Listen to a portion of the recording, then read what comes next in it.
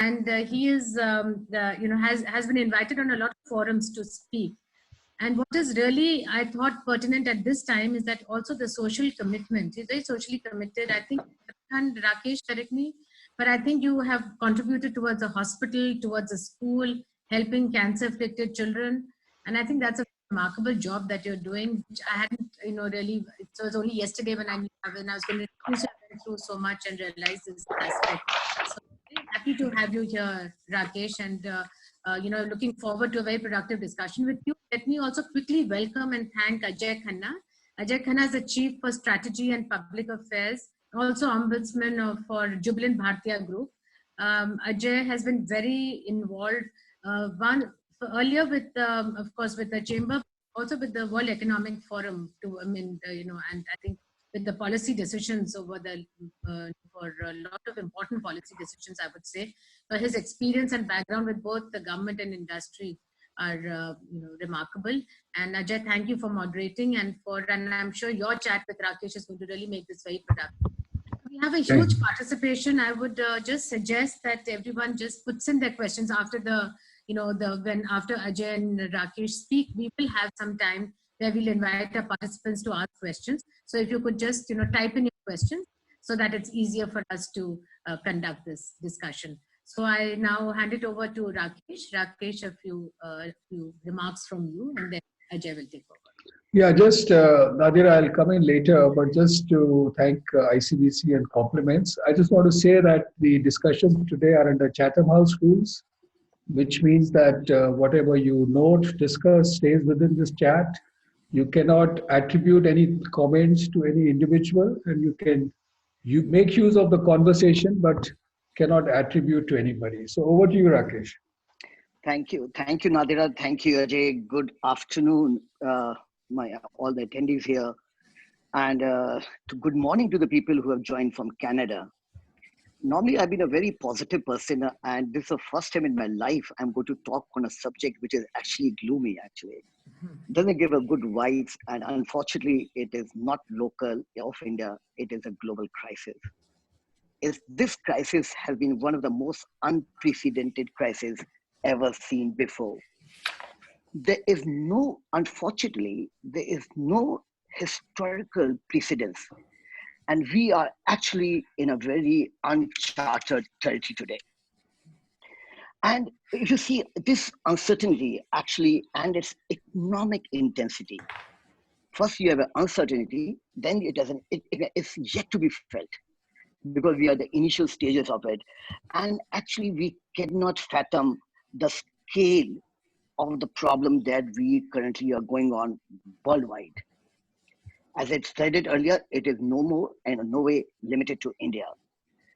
Government actually lately has been instituting a lot of national fiscal policy statement trying to give certain relief. But I believe they have been widely inadequate, and not much has been done by the government to the extent we normally would have wanted. And we always believe that the businesses and the individuals, the government need to do something more to add to the cash flow at every level to come out of the current crisis as that. This crisis cannot be compared to the 2008 crisis, which I'm going to share lately, because 2008 crisis was more localized to the West and was because of certain limited reasons, actually. This is a much, much more wider and bigger crisis than 2008. Just to give you small startling facts, $18 trillion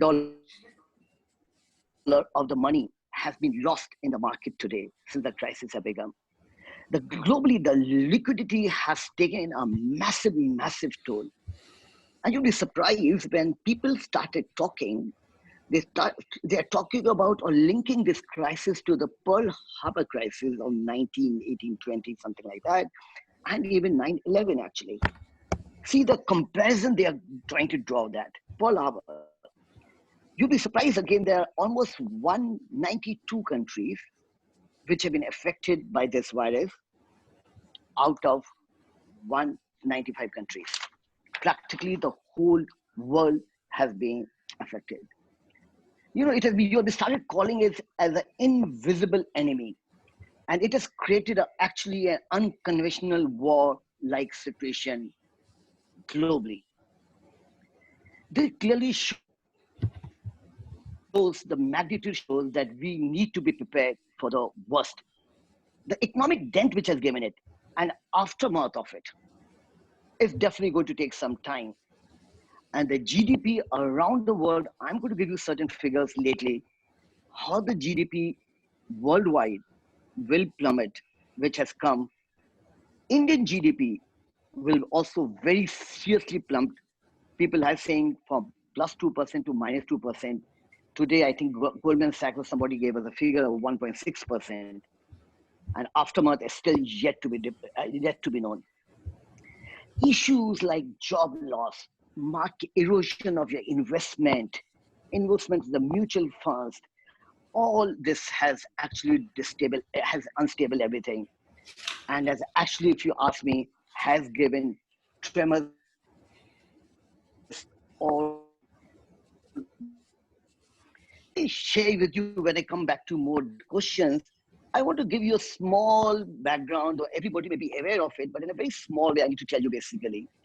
35% of the cases of this virus are in US, which are almost like 4 lakhs cases, 400,000. And UK has 60,000 with a mortality of 10% or 6,000 actually. And India basically have 5,000 plus with a very low mortality of 230, 300 people. So this is just to give you a background, is even this numbers and the way the behavior of this disease, this virus, that gives a very ripples all over what is likely to happen next if it doesn't get controlled the way the government is trying to do that. So what we need to do, if we need to have a continued surveillance, we need to have a continued attentiveness at this course of time.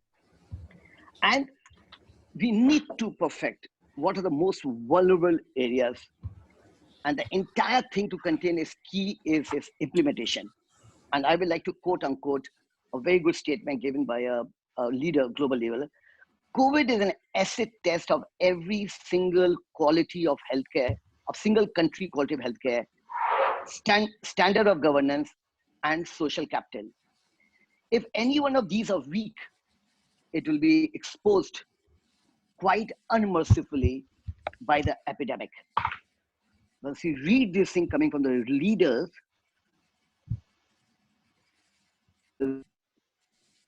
actually gives everybody. So this is what I wanted to give a generic overall scenario about this virus.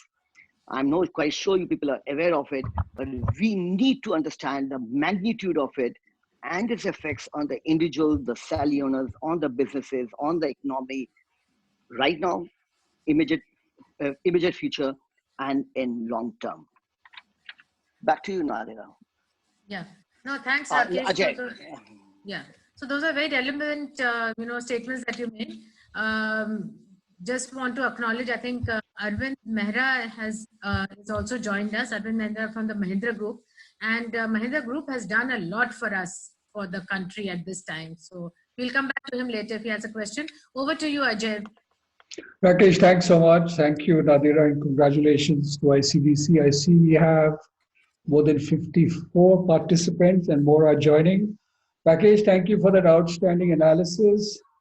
In the current scenario, I think we're talking about safeguarding lives and, of course, safeguarding our livelihoods. So people are saying that focus on health and focus on economy.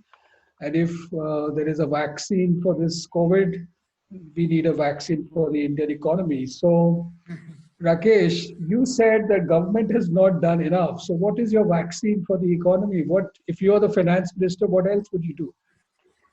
So if I'm a finance minister, if I have to come out of this problem right now, I have only one answer, or say two answers. I need to give a cash flow in the hand of the public. I need to see that the businesses have cash flows. Businesses are not starved of the money, of the funds. If the businesses are starved of the funds, the effect on the economy is fatal, actually. It's fatal because it is not particular industry. is an industry by and large all over the country and including the global industry. So if I'm Prime Minister, I will do two things. I need to be timely first. I need to do when there's a pain today. I don't want the announcement should come after a week, 10 days, 50 days. Today there's a pain doing it. That build up confidence in me as a business. Yes, government is there to guide me, to help me to the extent they are ready to do for me. But if you do me after 15 days, I dilute it. I start losing hopes. It leads to a sense of despair, basically. And why? Even if I tell you globally, all these things have been announced by the government. So once globally it has been announced by the government, why not India?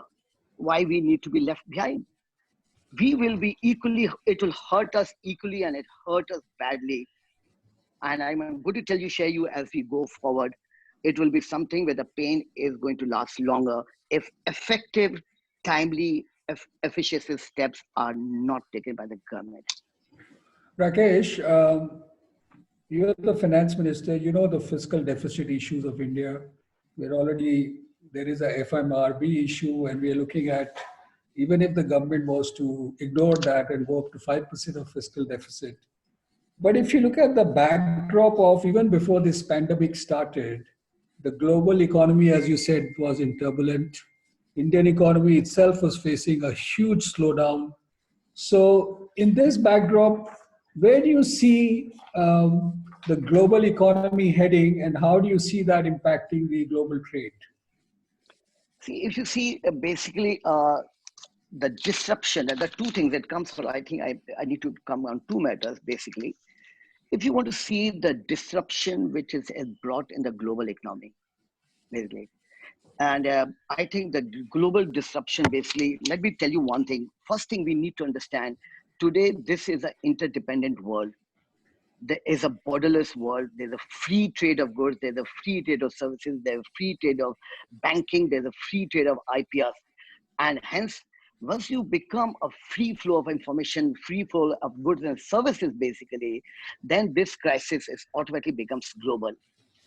Now, before I come to you and talk to you on FRBM is concerned, let me tell you again, this effect, because of the nature of the business we are into there, the nature and the type of the business we globally are into that, this is no more a localized thing. This crisis is world over, and the impact will be all over. Only thing that will differ will be the intensity of this. And this intensity will depend on the capacity of each country to address this matter. Let me give you a small example. What is the impact of this globally? See the global loss of the jobs. Only in US, there are 47 million jobs which are getting affected. 32%. This is 32%. And this crisis is new. This crisis is not going for years. This crisis has just come in 2 months' time and has affected 32% of unemployment rate has been created. See the industry impact. Let me take you to the global domestic industry both. See what has happened to the hospitality, what has happened to the tourism industry, what has happened to the manufacturing, what has happened to the oil and gas, what has happened to the retail, auto, steel, cement, real estate. The list is endless. I can tell you only businesses which are today are working, which are directly supporting the present to address the challenge of the virus. But the rest, pharma may be doing okay, and with a few industries, industry by large, worldwide is closed. Had it been India, had it been one territory, the objective, my worry would not have been that big a challenge. This is worldwide, every part of the world is there. So what the interesting thing, Ajay, comes to my mind, the way it has become global, I started looking into it differently. Are we going to look inward as the time will go forward? Will it become, countries will become more nationalistic as you going forward is concerned? That was my next question, yeah. Go ahead. will you look after your domestic supplies? Will you try to become more self-sufficient? Will this lead to the revamp of the complete health industry worldwide?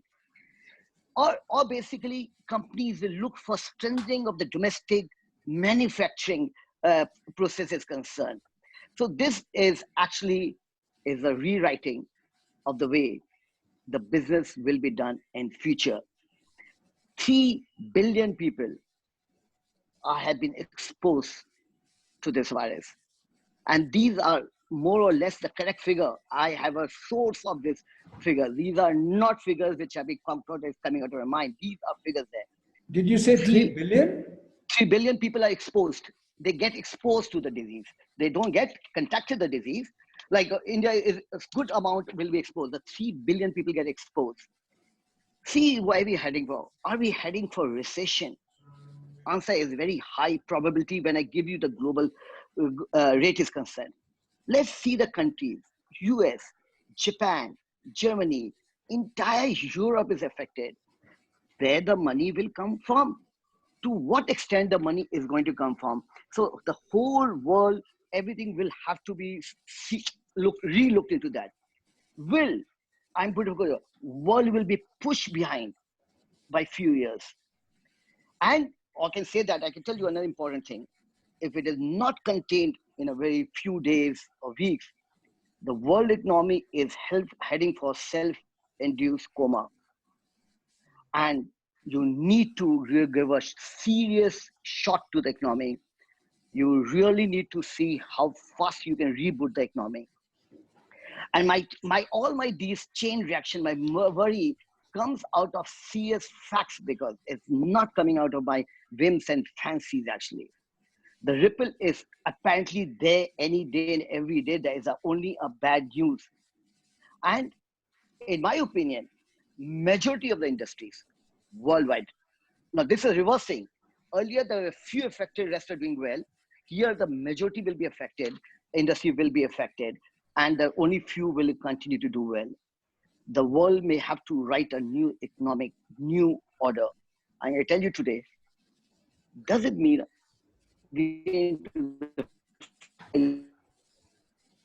this crisis is of life? And I just, Rakesh, before I complete this, basically, yeah. We lost you in, you. In between last few seconds, we lost you. Can you repeat that? I said the world may have to write a new economic order, way to do business. And let me tell you though, today it shows how fragile the world is. And today, why? I tell you why. The crisis for the first time has come, it is of life, not of trade, not of business. And today you are struggling and no one is interested. Our government is saying right now we have to save every life that is possible. And this is not domestically, it is actually world over. Okay. And I can add a little bit of a thing more, which I just wanted to add it basically. And which I said it and I'm repeating it. The effect to the business are going through today, will be there for next few months and may continue for a long time.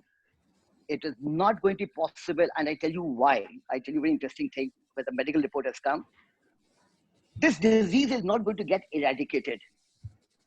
Even you contain the disease, you will see the spurt of the cases will continue to come all over the world.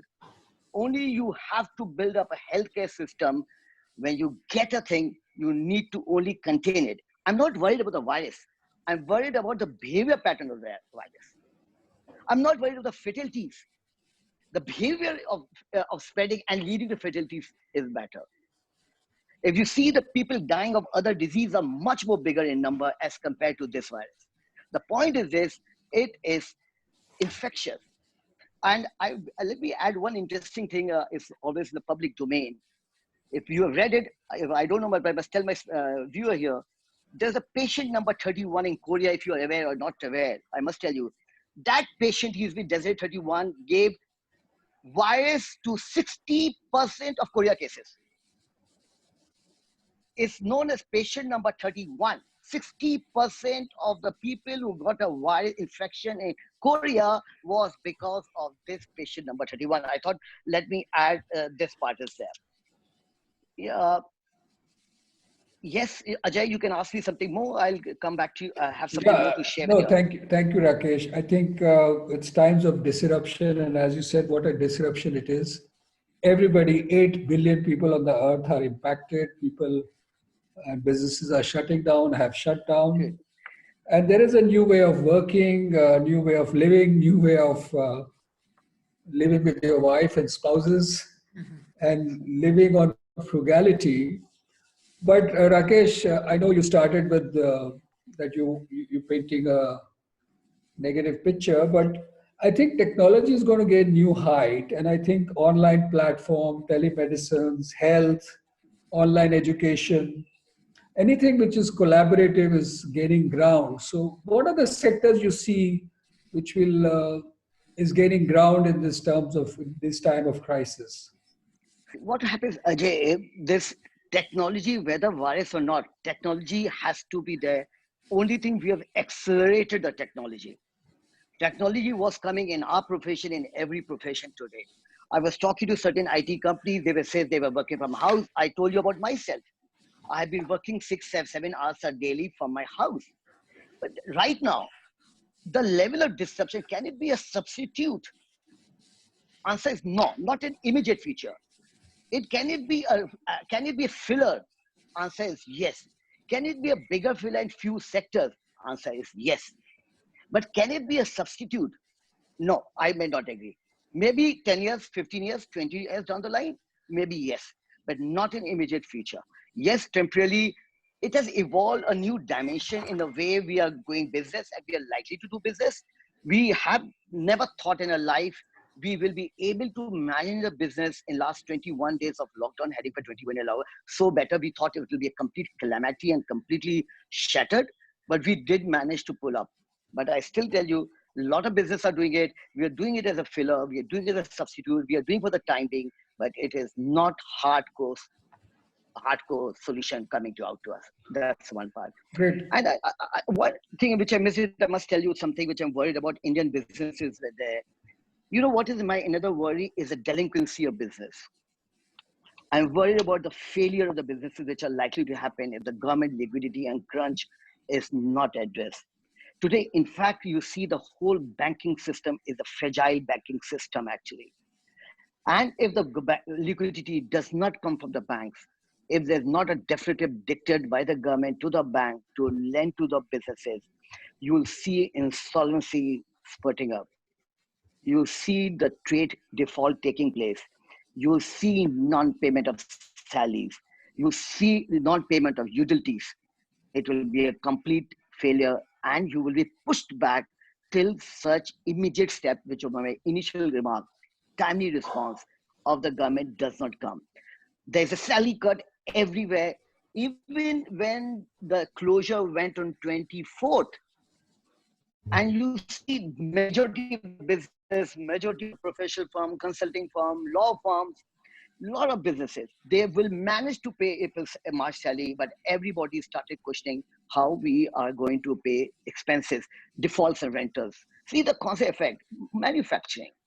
There's so many things. I think that it's just how much employment, I don't know whether we are, let me give you, India unemployment has gone up to 20%. It was something never ever expected. Indian employment, which we're talking about, was going up, has gone up to 20%. And economically speaking, India is also faced with the greatest, is the one of the emergency India is facing it since independence. And I must tell you, what is the difference between 2008 crisis and 2020 crisis? 2008 crisis was a demand shock. The workers were still going to the factories worldwide and including India. Our financial system was still sound, was robust, will not collapse. Global finances were healthy. The government came forward and only a sectorial push was required. There was a very limited delinquency, basically, and failure. It was, and that too, it was more on the west side, a little bit on the eastern side, but not globally where the life, each life mattered basically. I can tell you, this is going to redefine. I'm telling you, this is going to redefine. And hopefully, let's hope only, can't say whether it will be better tomorrow or it will not be better tomorrow. And India, what are the challenges? Say the challenge we go through. That's the reason I worry. I'm going to paint a little bit of better picture. I don't want to make so gloomy, but I Thank must you. to Thank give. you. But I need to be fair to everybody. See, India financial resources are worrying actually right now. You have a budgetary constraints basically. There's a massive fall of revenue collection, and this is worldwide. I'll read out for other countries also. And you get worried, cases happening like downward rating and all those things. You get a little worried basically. So this is a little thing. This is something you're worried about. I'm definitely going to talk something better also as it goes by basically. And the key is massive expenditure basically. And that too, you needed, the government need to pump in money. And I'm going to share you what government has done it and rightly done it. Two things, Ajay, which I mentioned it, FRBM. Please throw FRBM out of the window. I agree. Please throw fiscal deficit, current account deficit, don't talk about it. Today, you have to survive. Today, every world in the world is compromising on this thing. Nobody wants to talk it. These are technical jargons. Let it keep on the academic book for the time being is concerned. And I need money, and I need to print money. And I don't need to look into this. There's a price you're going to pay. A price will be in the terms of inflation, price will be in terms of devaluation. Yeah. These are the prices you are going to pay for that. But let's not talk about it of FRBM and other things are concerned. This has to be thrown. Second, very interesting, the government did it yesterday. Two things, good thing government has done it, and I'll give you a better side. 80% of the expenditure of the first quarter, which government has been stopped. I'm ready to know exact figure you want. 80% in some sector, 85% in some sector has been stopped. So only they've released 15 to 20%. Like in roads, only 20% has been released. Petroleum, 20% has been released. Commerce, only 15 has been released. IT, 15% has been released. Food processing, 15%. All this money is going or likely to go to meet the cash flow, to meet the banking need, to meet the need of the poor, to give the money to the Jandan account, give the money to the laborers, migrant laborers, will likely to go. This is one part which government has done it, release the cash flow out of this system basically. And very interesting, something good, charity begins at home is the first time, if I recall it, where everybody, including IS officers or somebody in few governments, have gone for a mandatory pay cut. It's not a voluntarily, it's a mandatory pay cut. Another interesting thing I must share with you, the viewers. 50% of the borrowings of the whole year of the state government has said you borrow now. For in 1 month in April, government said borrow 50% of the planned borrowing which was there for the year, because you at the state level also need money. So these are the good parts which government has taken the steps, and that I thought let me share with you. And I believe this will have a positive consequential effect on the economy, and you'll see some liquidity coming in the hand of the businesses, banks, and other people are concerned. Rakesh, thank you so much. I have lots of questions, but what I'll do is I'll switch to the questions I'm getting from the participants. Yes. There is one question from Sri Lakshmi. She's saying, how will countries like Canada, US, which has less population compared to India or China, will sustain the manufacturing, as suggested that industries will become nationalists? So what is your view of manufacturing in China, US and Canada? I tell you one thing, there's a very big learning experience going on, and you have to learn. You don't need to burn your finger again to learn. And this is a message to the global leaders in every country. I know they believe in that. Every country, when Canada all will have to rewrite, I can tell you today. Today, Canada has rolled out a good amount of money for its citizens, for its businesses, a good amount of money. And the government, initially, they want that the work should be, people should return to the work, but in a graduated way. They believe government want the expansion of economic activity, but at the same time without provoking epidemic. This is what I'm especially talking about, the Canadian government statement by the president, by the prime minister. Now, let me tell you that we actually see what are the steps the government has taken in Canada. The massive steps taken by the government, and maybe possibly timely, because they also have to preserve their businesses. And before I say, like, Canada being actually what they've done is they have created, they believe that Canada is comparatively much better prepared, has created an infrastructure to collaborate with the provincial governments, which they've done it. And they've done it because for them to minimize health, e-commerce, and social impacts. Some of the guiding principles which Canada government has worked, I'm especially reading about Canada because we are a Canadian chamber. They believe in collaboration. They believe in collaboration. They said that informal decision making, these are the guiding principles, should move faster. They believed in flexibility. They believed in precautionary approach. There should be precautionary approach. And they felt there should be ethical decision making. And what is the thing they did it? They believed it increased the basically the benefit. They gave a mortgage support. They gave us new schemes were offered for women, child, student, were announced. There was a wage subsidy. There was money going to bank account. There were more time has been given to pay the income tax. There was a deferral of sale tax in Canada. They have increased the access to the credit is required. And they believe that they need to give a financial stability to the system. And like any other country, which I've been talking, increase in the credit facilities to the agriculture and to the SMEs, MMEs, which Canada is 99%, including support to the airports, which is very big, base, including wage subsidies. Now coming to the part, actually, I still believe there will be rewritten of the law of global business laws. You will have to relook.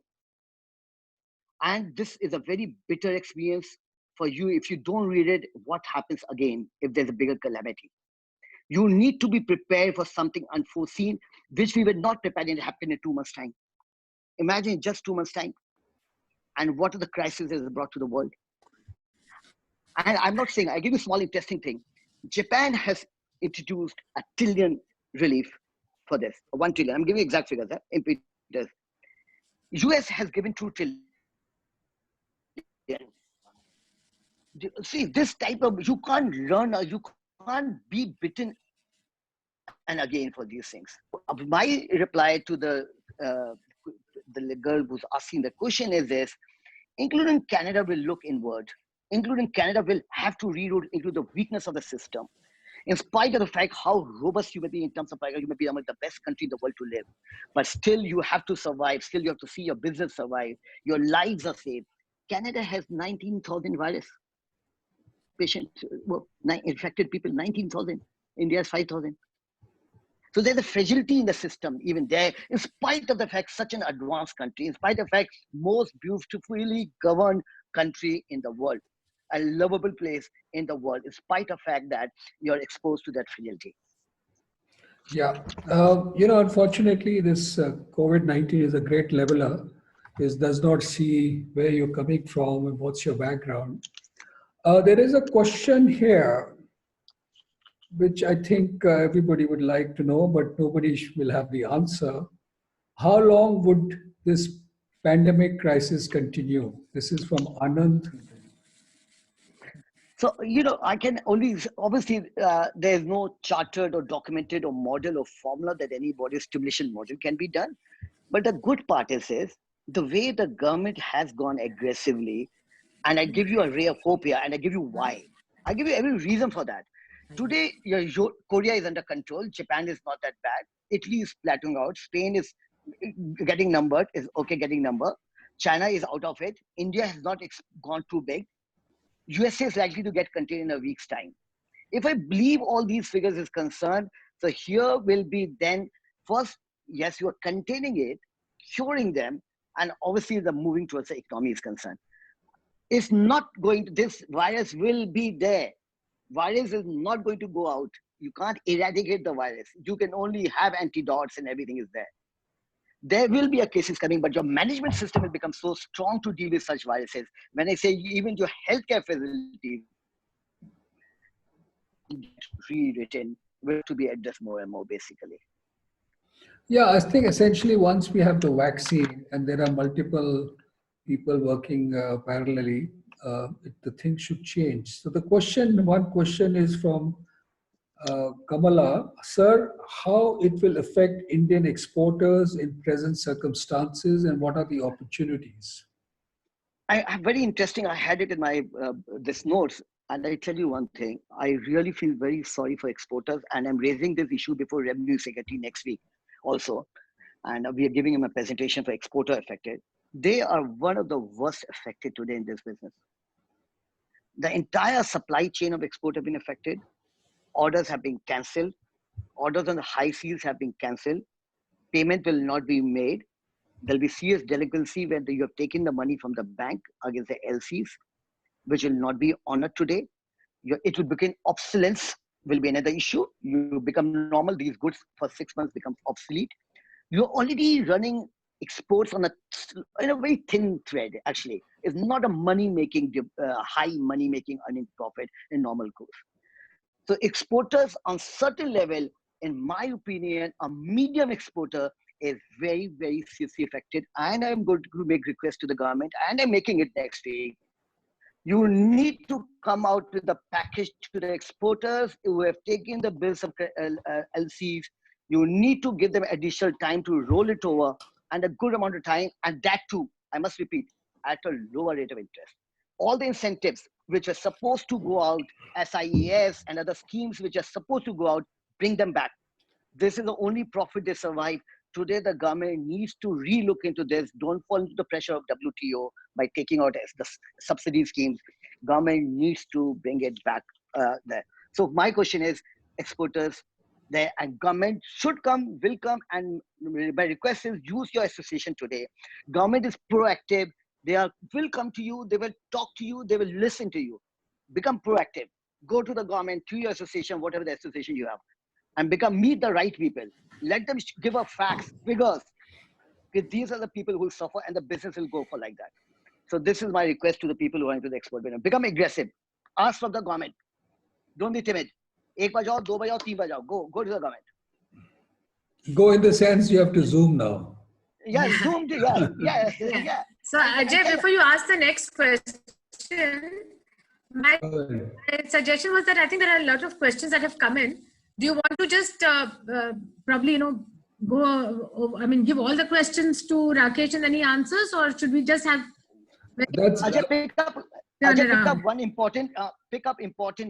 Yeah. So that okay. With the constraint of time, I'm okay with the time. With the I know, but we okay. There are 3-4 questions. So what Nadira is asking, Rakesh, would you want 3-4 questions bunched up together, or you want to answer? I'm okay. Yeah, I can do that. Okay, let me ask 3 questions together. Number 1, it is from Kaushal. What is the effect on social enterprises who are developing customized software for community health sector? Will the overseas funding be affected? That's question 1. The second question is, what measures should the government take while ending the lockdown to continue preventing the spread of the disease and simultaneously reviving the economy? I think you've already answered that question. More or less, yes. More or less, yeah.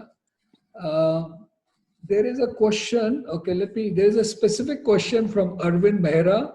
What is your opinion on downgrade of ICICI and IndusInd? Please help.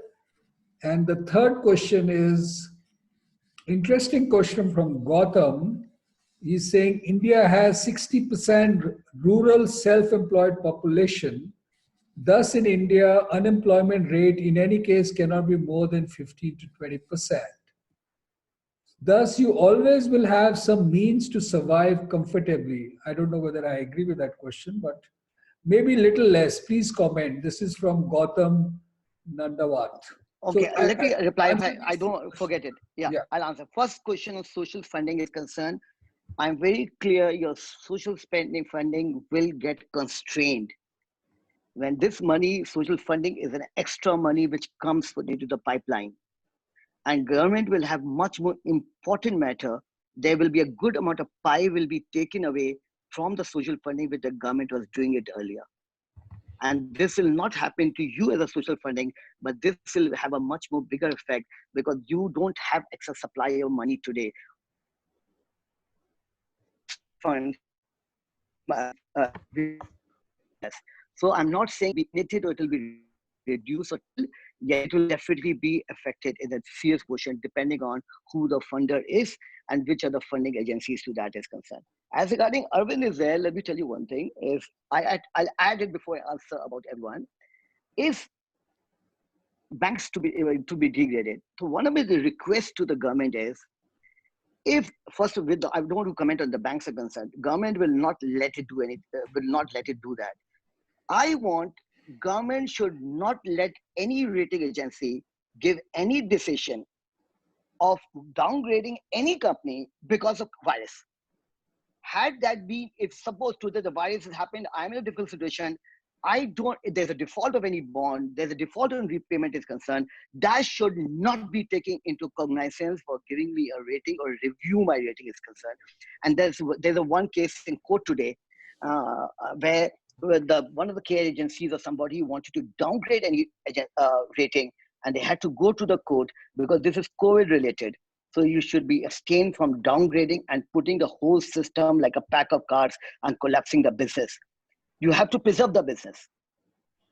You can only say this business has become completely unviable, then let them collapse them. But if it is happening temporarily because of that, then the government must come forward, help them, whatever is required to be done, rather than letting the business go, because the social cost of closure of the business is also very high. And if it is because of COVID, this is an unexceptional thing. It's not because of any reasons. It's a fall of demand. It's a fall of so many issues. As an exporter, my consignment getting blocked, unsold inventory, fall of demand, so many reasons. So this cannot delicacy be on the owner of the company or the promoters or anybody is concerned. As a current banks, I don't think so government can afford anything like this. Please, my request to the government, they should, if somebody goes to please come out boldly and timely to see that all these systems are preserved, are funded, not downgraded, not lead to closure in any way. Don't let the system lose confidence in the institutions of this country. Today, we are already under some challenge. Don't let it go. Let's regain the confidence. Let's build that confidence. And even a little bit of help by the government gives oh wow, government has come back to us. So that gives a drive on me. Okay, Rakesh. And the last question about unemployment in India. No, let me tell you one thing. Very interesting. 90% figure yesterday, as close as yesterday, are unorganized sector in India. 90%, and government is unorganized sector, and government is yesterday figure. And so government is looking to give them money in their bank account, which they're doing it. But multiply these figures. I've done a multiplication of these figures. Government has no money to do that. So it will be a very small amount of money will be coming in on those accounts. Just try to do 20 crore account and just give them 5,000. How much this lead to? Or 10,000 a month. You have no money to give it more than a month. Not even for a month you have a money to give it actually. Forget about 3 months time. So basically, unemployment in India of more than 20% is very high. You cannot have so many people unemployed or people not earning money. I don't agree. I think it's a serious matter. And I don't think government also believes that this is so high. If government knew this figure is extremely, extremely high and disappointing if 20% is the figure. But I don't think so. This is temporarily today your 20%, but this is the peakest and not a normal circumstances. No, I think the informal sector in India plays an important role, and we've all seen thousands and lakhs of people on the road going back to their villages. So Rakesh, we are into the last 15 minutes. I'm mindful of your time. I have 3-4 important questions. So let me first ask you a question which is more Canada related. It says, since Mr. Nangia mentioned that countries may move to nationalist model, what is your view would be the effect on Canada's immigration scheme? What, in your view, would be the general migration trend globally? That's one question. And second is, what is your view on the recent relaxation that have been introduced to the IBC? That's from Arjun Narayan. And the third question is, what are the new opportunities you think will emerge out of the challenge? These are 3 different questions. First is about migration. Okay. About new opportunities. Third about IBC. Yeah. Okay. As regarding, see, when I use the word inward, that doesn't mean I will not. Yes, I must tell you one thing. Canada is a small country. your total population is 30 million or something like that, actually, or less than that. So as a country of that size, you're still better placed. That's the reason when you say you're one of the best country to be there. So you can afford to take that immigration is concerned there. But will it going to affect globally? I must tell you today, just rewind yourself for last previous 3-4 years. This is becoming a bigger problem countrywide, worldwide. If you see, there are only a couple of countries left in the world, which was Canada and Australia, which were welcoming like immigrants all over the world. And this is becoming a problem every time. So, and yes, every will think I have to give an employment to my local people first, rather than that, till they are not constrained of other economic costs, which is obviously there. You get a cheaper labor, you get it, you get it hardworking more, blah, blah, blah issues. But I believe Canada maybe a little bit, I put it on an exception country, not likely to happen like this. Yesterday, Andrew also said it. And I don't think so anything is likely, in my opinion. So there's not a government statement. In my opinion, this is not likely to have any candidate is going to come. This is more of a bigger policy decision, which Andrew can answer it. As regarding relaxation of IBC is concerned, I think this is required. This is a need of the hour to preserve business. So please, this is a proactive steps which the government must continue to take it, not push the business to the closure. The closure is the end. And here you give an hope to the business actually. So they're having certain failure to not have contract closure, but any such relaxation always will be welcome and should be taken more as a proactive means to survive, to continue to give the employment,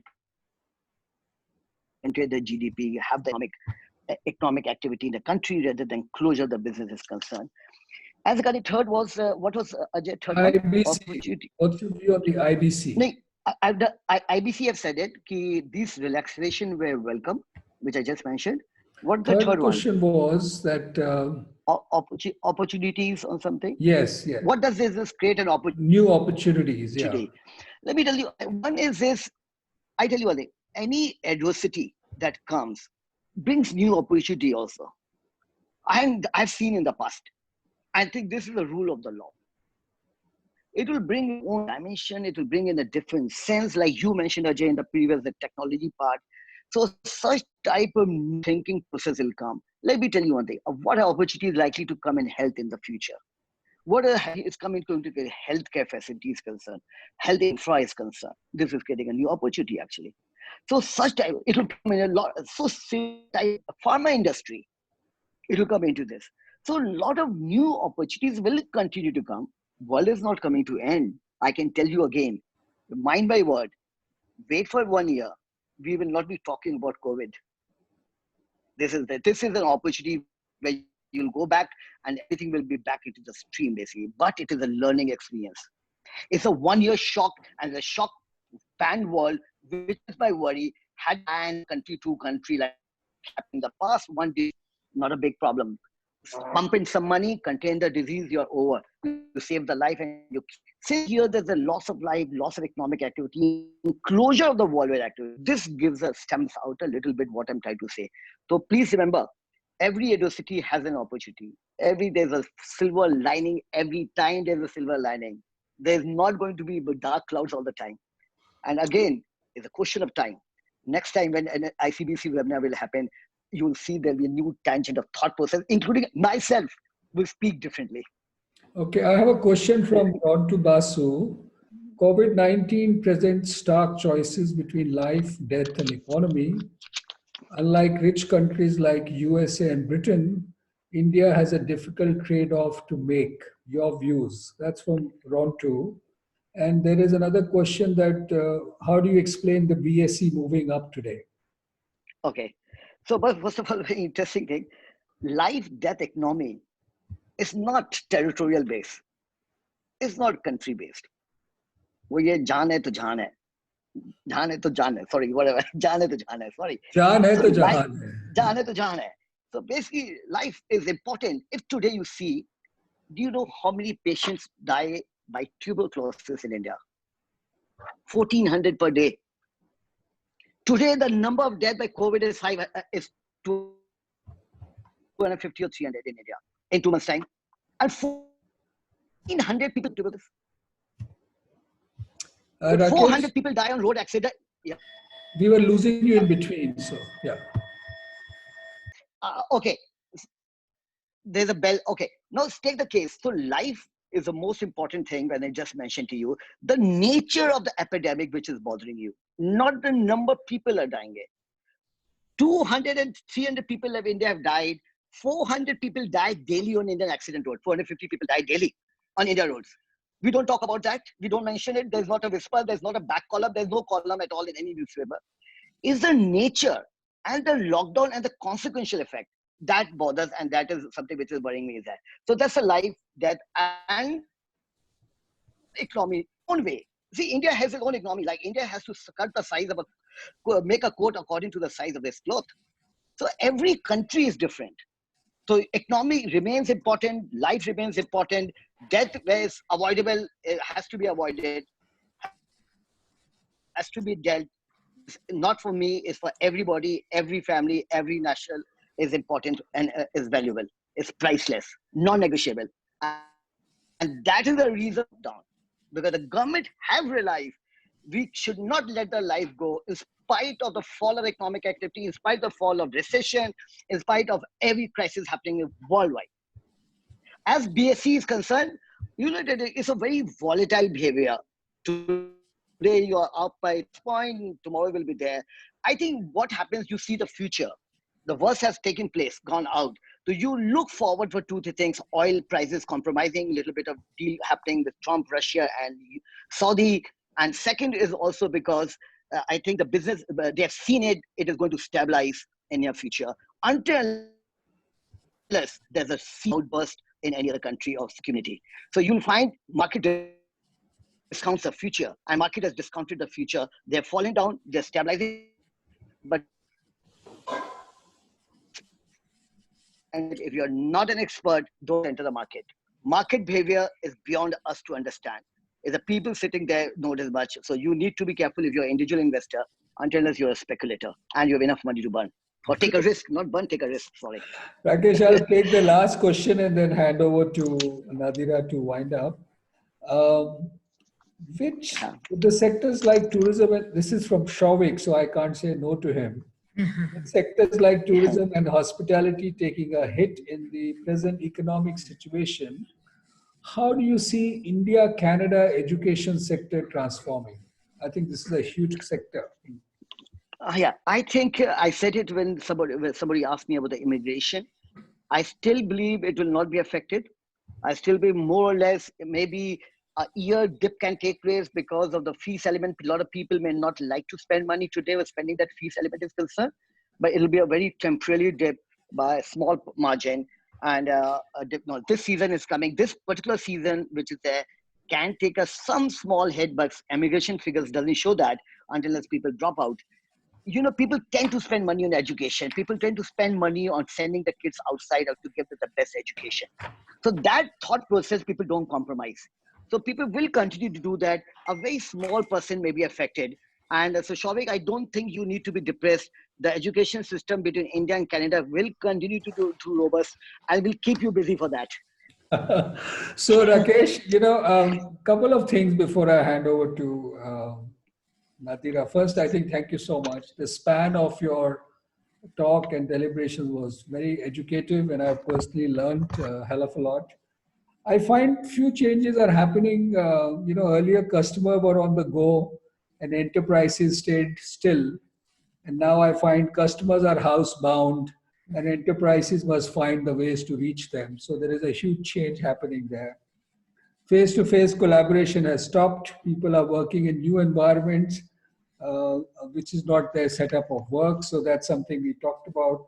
And I think contact like business is here to stay. I feel that some of these work habits which we've developed in the last 2-3 weeks is here to stay. And I think the one lesson I've learned involved with so many businesses is that business must now account for vulnerability, and we must be prepared for such shocks globally. Thank you so much, Rakesh, and back to you, Nadira. Thank you. Thank you. Thanks, Ajay. And Nadira, before you say that, yeah. Nadira, one small thing Yes. before you give an end stay. Tell Yeah. you what, I must tell you another good hope. I need to tell you, the global banks are. That's a robust banking the world survives. So the global banks are there. Interesting part. You're surprised that 400 districts in India, out of 750 districts, have no virus. I must tell you, the less everything is not gone, basically. Warning to everybody who was there. There'll be and this is advice coming from the experts. There'll be a lot of phishing mails coming on the system. You will be robbed of your passwords. Change your password, update your software. This is advice that has come from experts, actually, basically. So I want everybody to be careful like this. In spite of the fact, and finally, I need to tell you, basically, just think about it. One virus and a global meltdown, not acceptable. We should be ready to fight it out, basically. And though government believes that they have to protect each person's life, but at the end, the businesses have to emerge stronger. This determination, comfort we need from the government, and a self-vision of us, part of the business community. Thank you, Nadira. To you. So, thank you, Rakesh, and thank you, Ajay. It's been a very productive discussion, and as Rakesh is always positive, let us end on something that he said on a very positive note, that where there is adversity, there will always be opportunity. So, let us look for the opportunities and hope for, that everything turns out well. Stay safe, stay home, everyone, for the time being. And next week, we come to you again with another webinar. We'll please look for our mails. And from ICBC, a very thank you. And thank you. Thank you, everybody. Thank you. Thanks. Bye. Bye. Bye. Thank you. Bye.